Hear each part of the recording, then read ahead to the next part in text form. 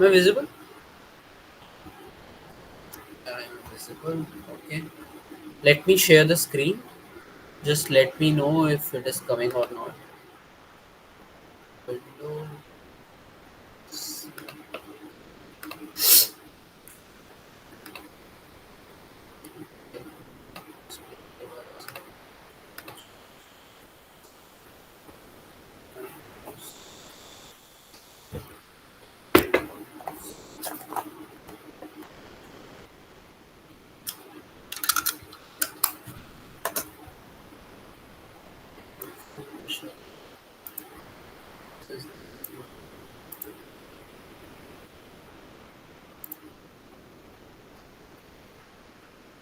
I hope the screen is visible now.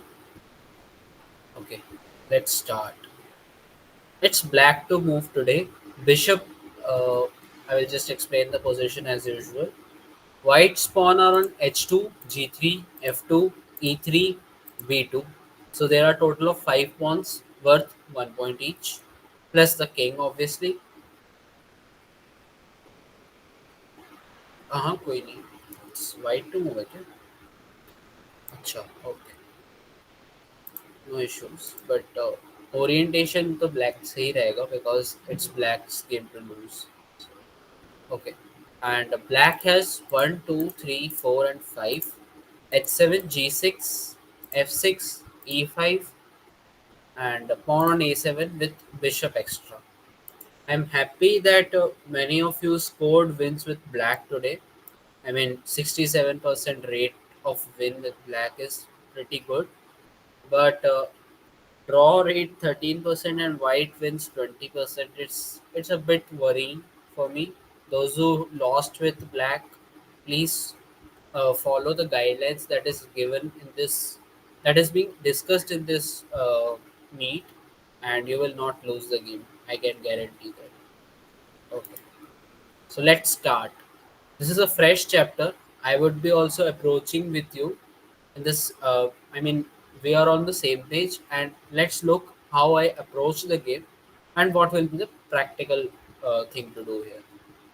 If you notice the position of kings, white king is bit active on g2 because it can directly come to f3 followed by e4, d5. Sorry, just a sec.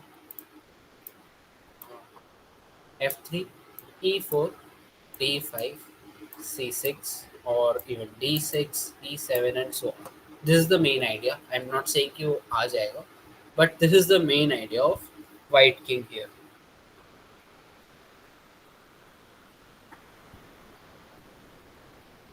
So black king being sidelined on h8 does not solve any purpose.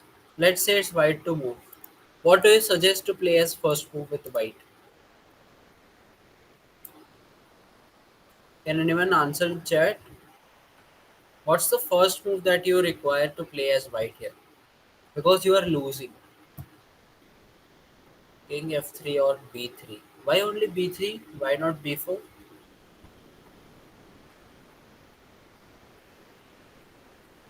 Anyone else? King f3, b3. अच्छा, ठीक है. Any of you wants to answer?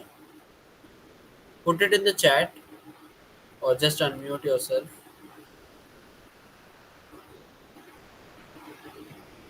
Hello.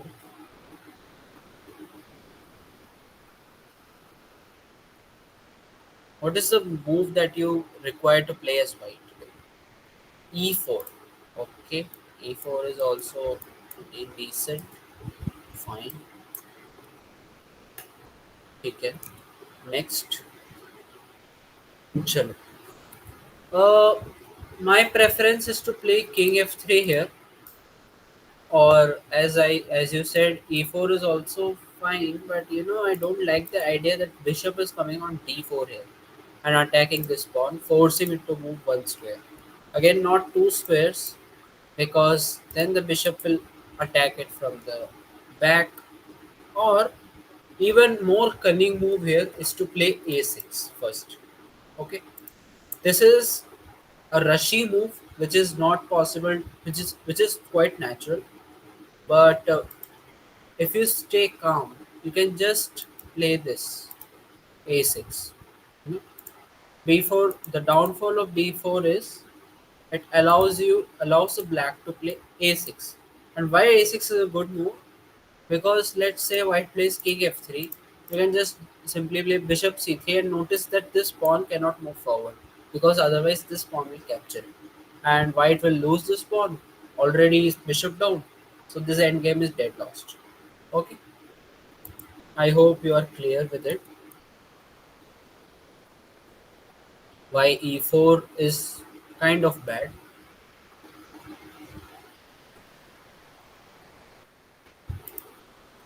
Hello. Are you clear with it? Okay. So b3, in b3 also we can play a5 here. Okay, so there is no problem. King can come to f3, and thereafter we can activate the king. The main crux or the main point on which the king, this endgame will be won, is the activity of both the kings. Example: king e2, king f7. Notice that this king cannot go to d5, otherwise this bishop will capture. So white plays tries to play f4 here. Black goes bishop g1, h3, and do not go bishop h2 here because this king f2 goes. I mean, this traps the bishop entirely. Or you can go bishop h2 as well in this case, but in some cases, in generality, this leads to a trap. But in this case, you have a cunning tactic here, which is e takes f4, because the point is if this goes, then we can take this. That's the thing. If white goes king g2, we can take the bishop on g3, and white is forced to take this back, and we have to take the bishop, and our life is easy. Okay, so e4 is, even though not a bad move, but if bishop d4, the guarantee or the chances that you will play b3 instead of this b4 is very very less. I hope you understand, Pranav.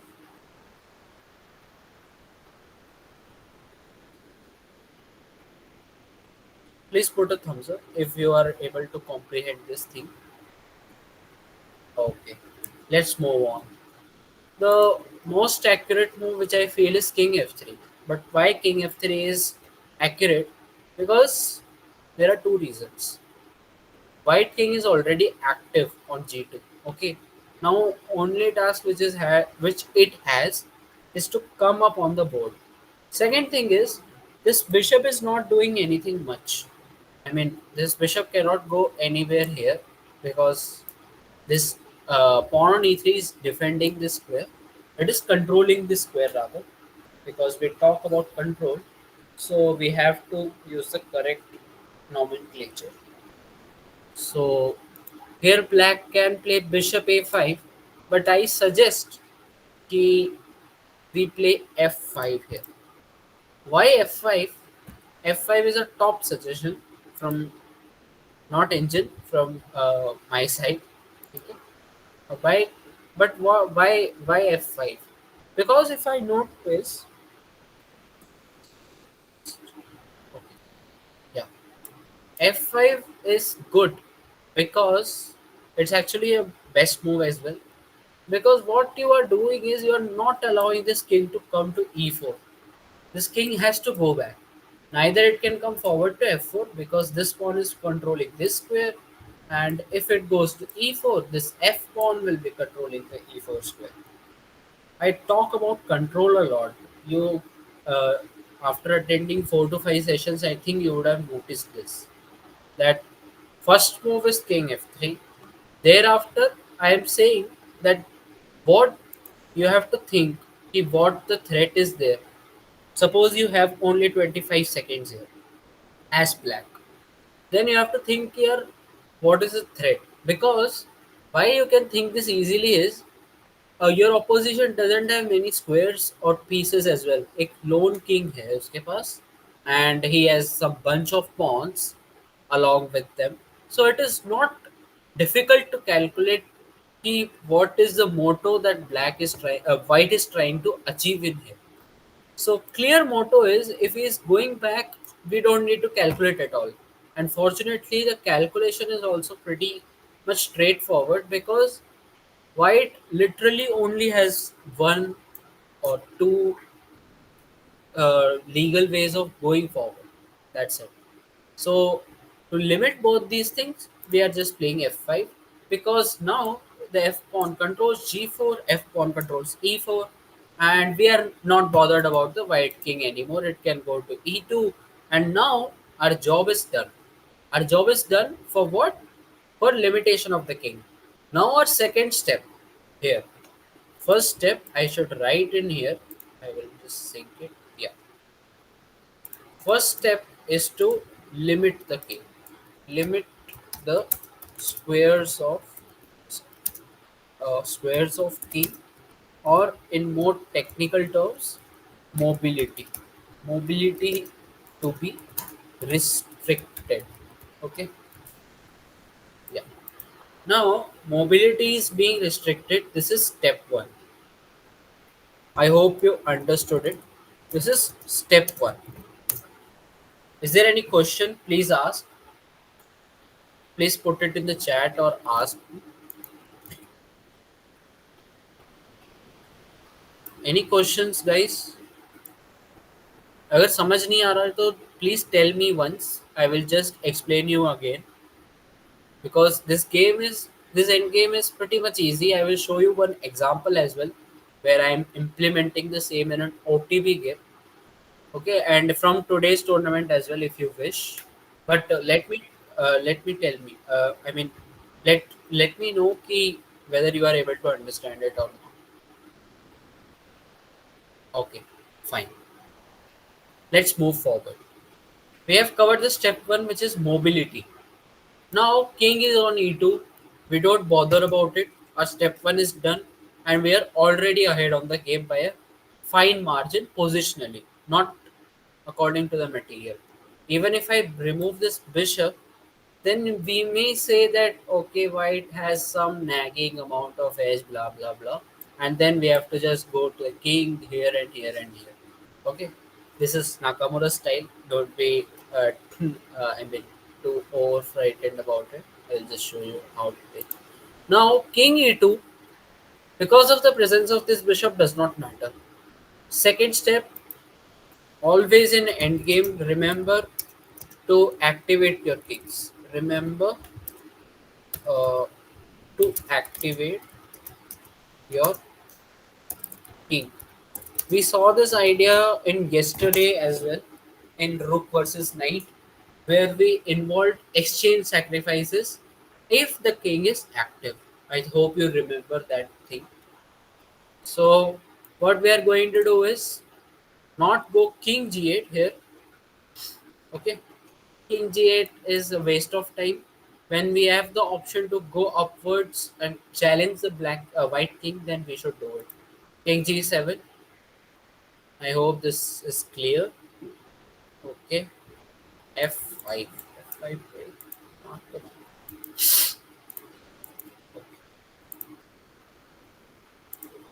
King d3. Now the king is trying to come to c4, d5, all those stuff.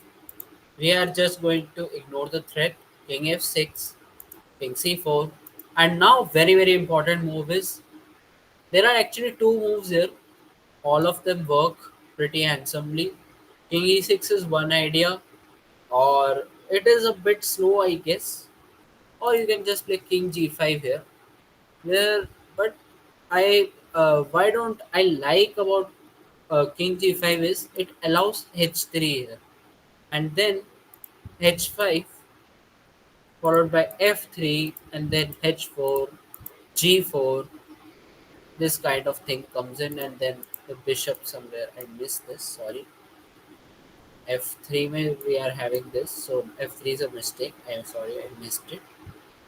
Uh, Here, I mean, f4 is one possibility, pushing the king back, and finally king d5 here.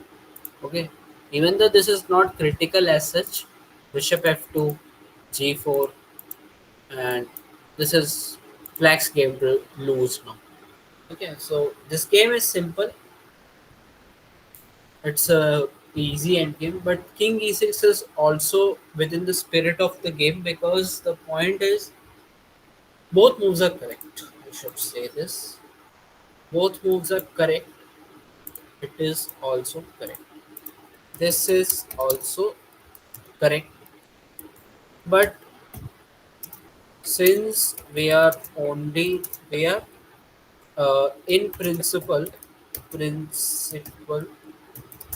learning about square squares control. Sorry. Hence, we consider king to e6 here. Okay. King g5 is correct. There is no harm in playing that move, but you need an extensive calculation. और आपके पास इतना time होगा नहीं game में.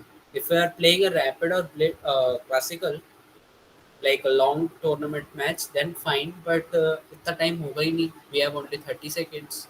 So what is the move that we can think of without even spending 1 second? King e6 for sure. We are waiting and allowing the white to commit some mistakes here.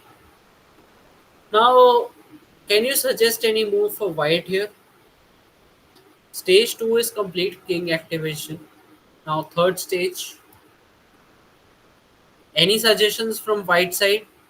Please put it quickly in chat. Hello, are you able to hear me?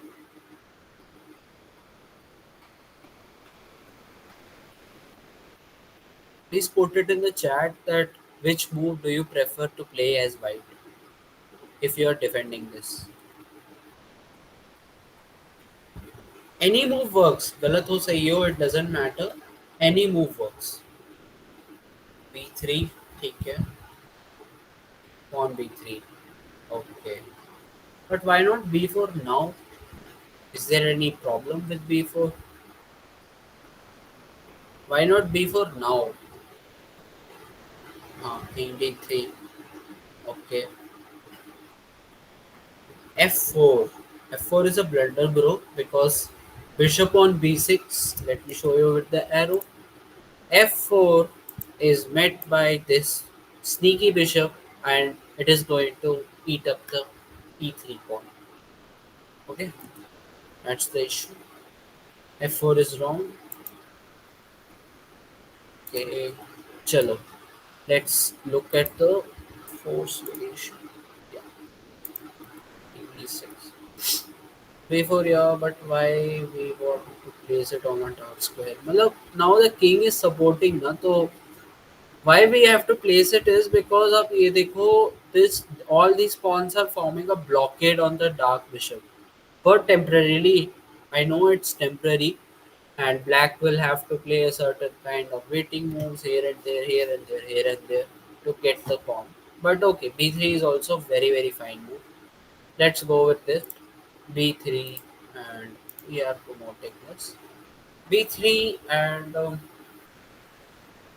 let's say we play a6, another space limiting move, and then any random move like h4 also works. King d3, bishop a5, king e2, and now e4. Blockade this entirely. Now the king cannot go here, nor here, nor here. He has to go back. It's as simple as that. Or Obi, there are only two squares. This king is completely dead. Our king is completely alive. We are gonna eat him. Let's see how. King d1, king d5, king c2, king c5, king b2, bishop e1, forcing to move this pawn or to lose this pawn. And I play f4. Can you all comment which is the best move here for black? I need an answer very quickly. Which is the best move for black?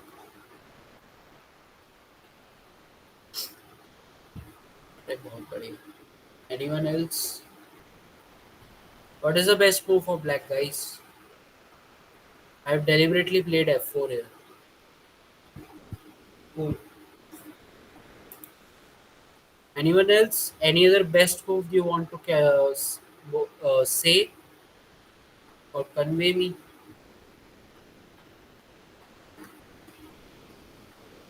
Okay.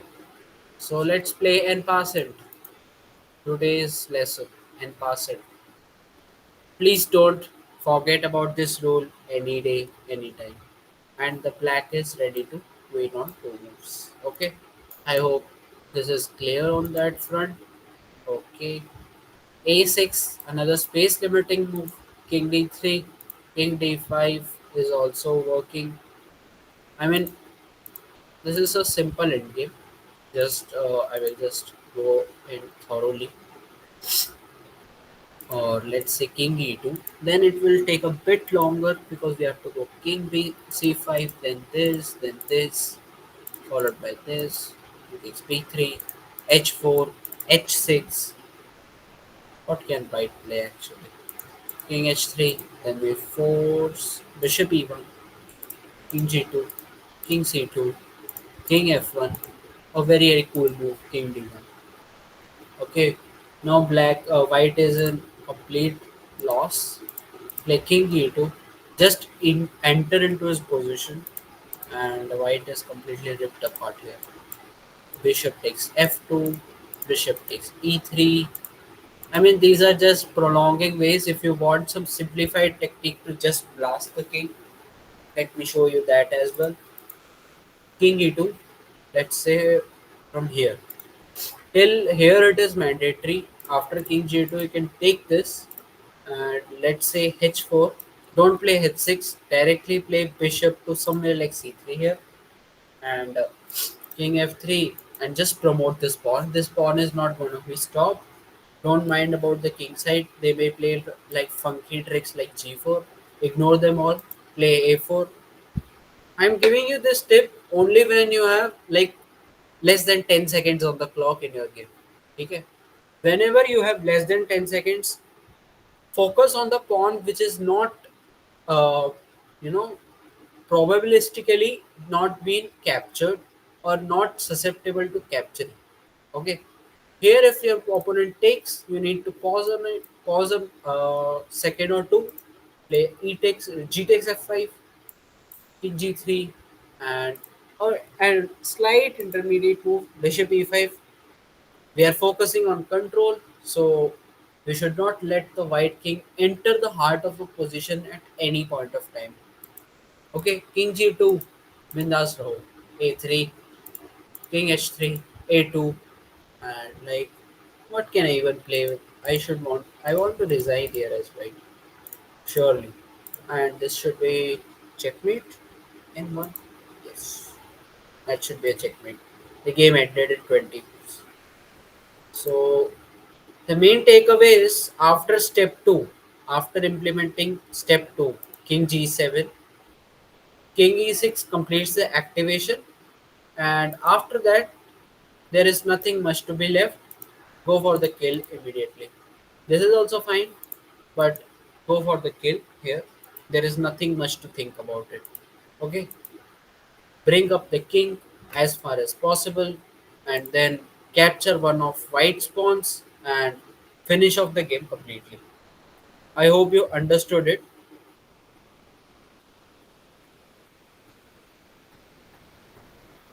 I hope you understood this theory.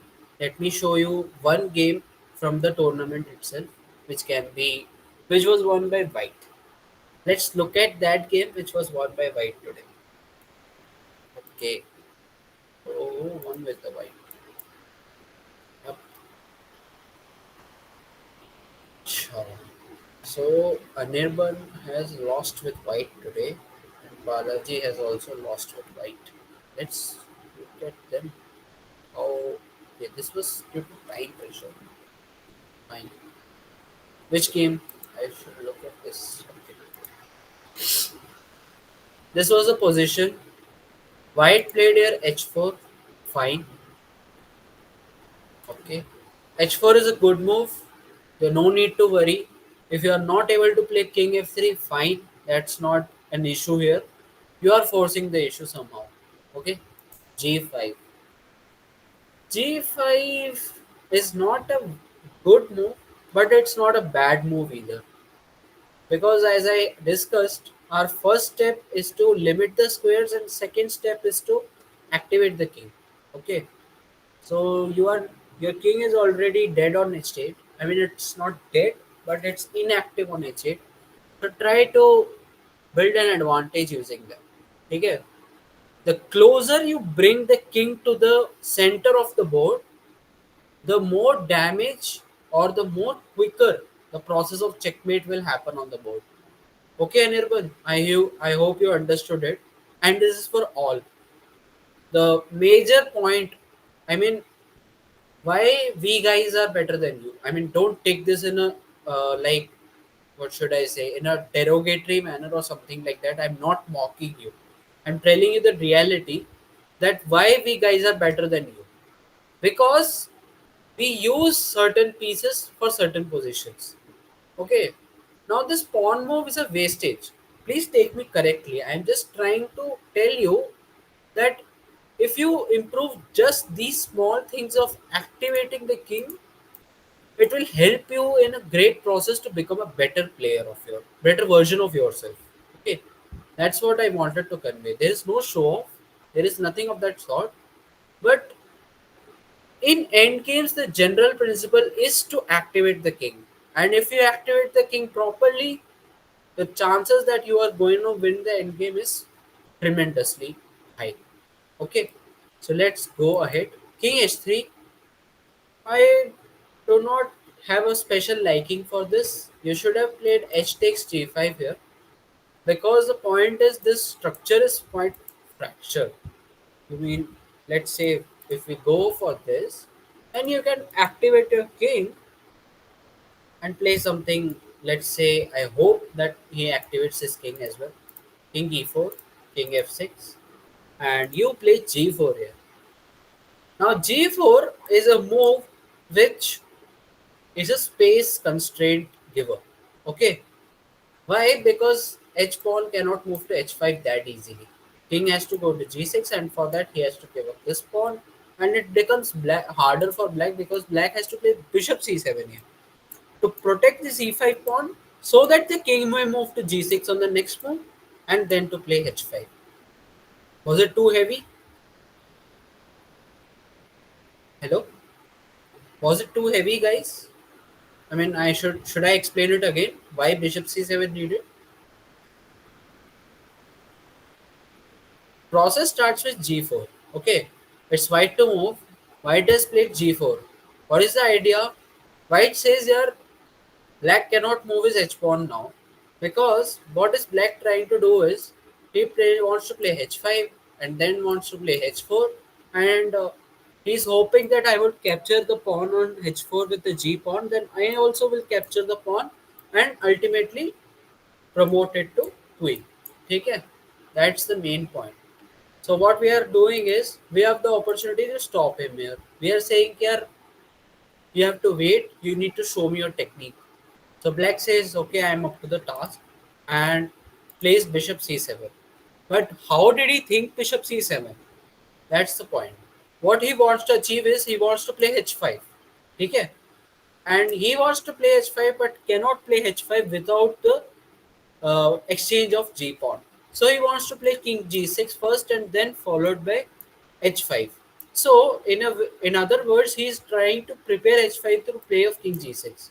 But there is one problem with king g6 that this e5 pawn is hanging. So what should I do? Simple. We have to play bishop c7 so that we could play king g6 and then to play h5. I hope this is very clear now. Okay. So let's move forward. This was a position, and then white would have continued like king d5 and so on. Okay. So king g7. So here was the original position, king h3. I did not like it, but again you are preserving your advantage, and my liking or disliking doesn't matter here. Point is you are preserving your advantage, and that's fine. That's more than fine, I guess. King g7. Now he has activated the pawn and e4. This is a terrible blunder. Who's played it? Divi has played it. This is a terrible blunder because you have not noticed this thing. You had 28 seconds on the clock. You should have noticed that this bishop is targeting your f2 pawn if you move the e pawn. Has he found it? Nope. He has found bishop d4, which is a tidy move, but again, that's not bad. b4, we discussed this problem of playing d4, b4, because black will play b6, sorry, a6, and then bishop c3. Okay, but in this case, it is king is on h3, though not required, where black plays bishop takes f2, b5, king g6, king g2. Okay, fine. King f3. This is a fine move. And what the heck is this, man? Bishop f4. Why? Why are you sacrificing a bishop here? What's the idea? Can you tell me? Oh, sorry. One more time, please. I hope you understood it. I covered it one more time. Do you want me to cover one more time? Nivedita?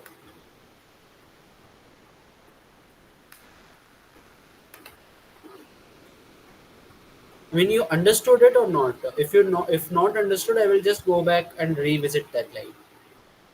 Okay, fine. So, why bishop f4, bro? Are you there in the meet?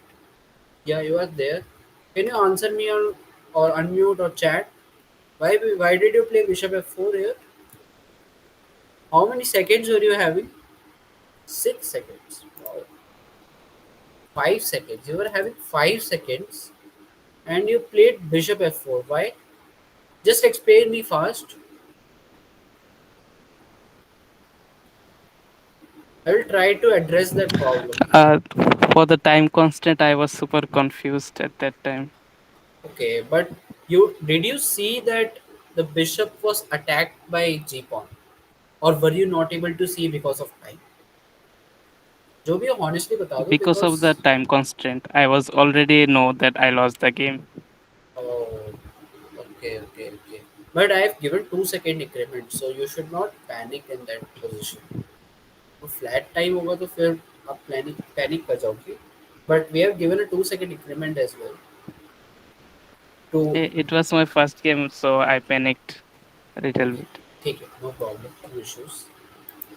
So अब मैं इस पे criticize भी करने का मन नहीं कर रहा because the point is it's so obvious here. We have to just take she did it pretty perfectly. Then king h5. This was again a very weak move.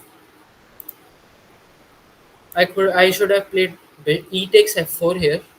I mean, he should have played e takes f4, and this is still pretty much lost. Okay, so fg5. She took her chances. Fg, king e3, h5. Still a winning move for winning game for black. h4, king f4, d5, h3, king c6. Okay, okay, d7. So here you I mean, you are actually winning. Okay. But you gave away the bishop. So, fine, but still, it's not okay to give up the bishop like that for free. No issues. But I hope you should have understood कि whenever we are put in time constraint, we just have to follow two steps. Okay. First step is to blockade the king, blockade the path of opposition king, and second step is to activate our king. If we do both these steps pretty carefully, the game is gonna end in a hurry. Okay. One last example I will show you, which is from one of my games. Okay. I hope you can just bear with me for 5 more minutes. That's it. Study my studies and skill crafting. Yeah. So I will just show you this game here. This is one of my real games. Okay.